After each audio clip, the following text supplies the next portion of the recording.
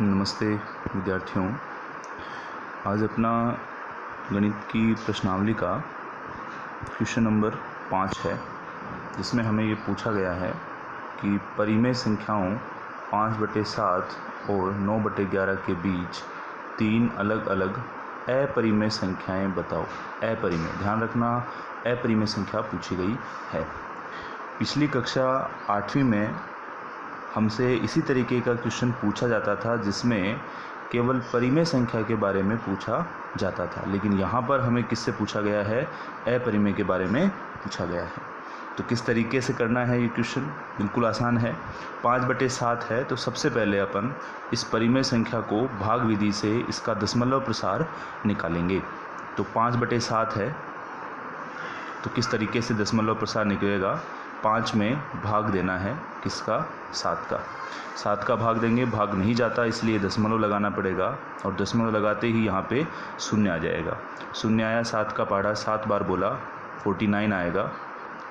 शेषफल 1 बचेगा, दशमलव लगा हुआ है, 0 उतार सकते हैं, भाग 1 बार जाएगा, माइनस करेंगे 3 आएगा, दशमलव लगा हुआ है, शून्य आएगा, भाग 4 बार जाएगा, 28 आएगा।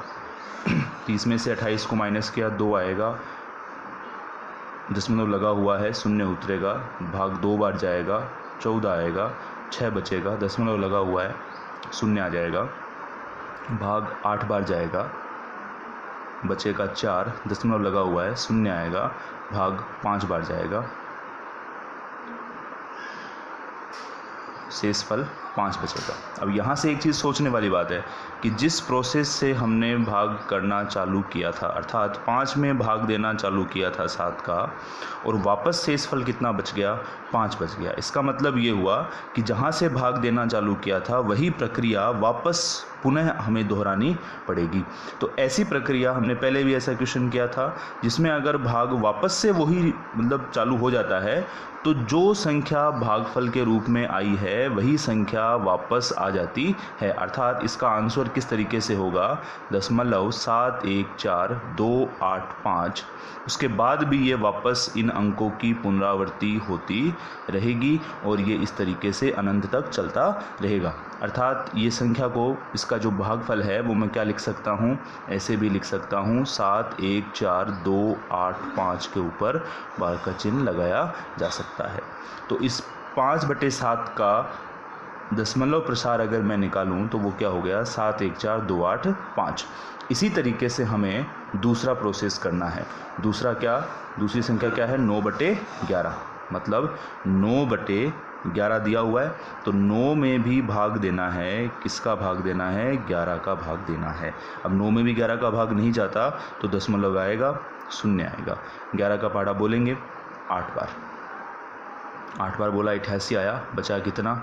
2, दशमलव लगा हुआ है, शून्य आ जाएगा, 1 बार बोलेंगे, 11 आएगा, बचेगा कितना? 9। अब वापस वही वैसा ही हो गया, जहाँ से भाग देना चालू किया था वही संख्या वापस आ गई, अर्थात अंक की पुनरावृत्ति हो गई। पुनरावृत्ति होने का मतलब ये जो 0.8181 है वो उसकी पुनरावृत्ति होती रहेगी। मतलब 0.81, 0.81, 0.81, इस तरीके से ये चलता रहेगा। मतलब इसको मैं ऐसे भी लिख सकता हूँ।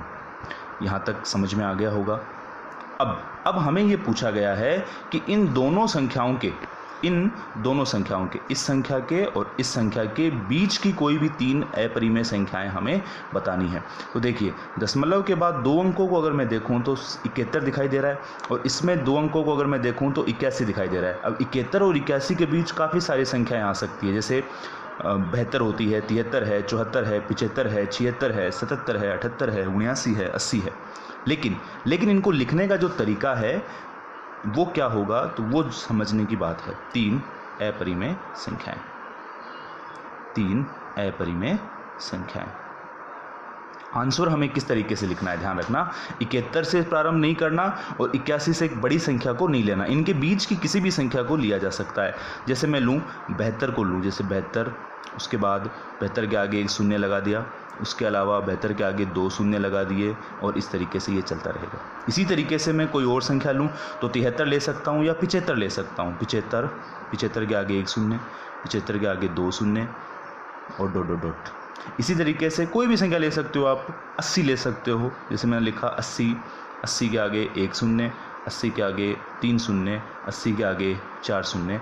इस तरीके से कोई भी संख्या लिख सकते हो आप। 76 भी ले सकते हो, 77 भी ले सकते हो, 78 भी ले सकते हो, या आपकी जो मर्जी आए वैसी संख्याओं को जोड़ तोड़ के आप लिख सकते हैं।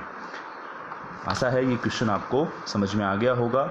3 अलग अलग अपरिमेय संख्याएं ज्ञात करनी थी। भाग विधि से अपन सबसे पहले इनका दशमलव प्रसार निकालेंगे और उसके बाद उनके बीच की कोई भी 3 संख्याएं पूछी गई हैं। 5 पूछे 5 निकाल सकते हैं, 6 पूछे 6 निकाल सकते हैं। धन्यवाद।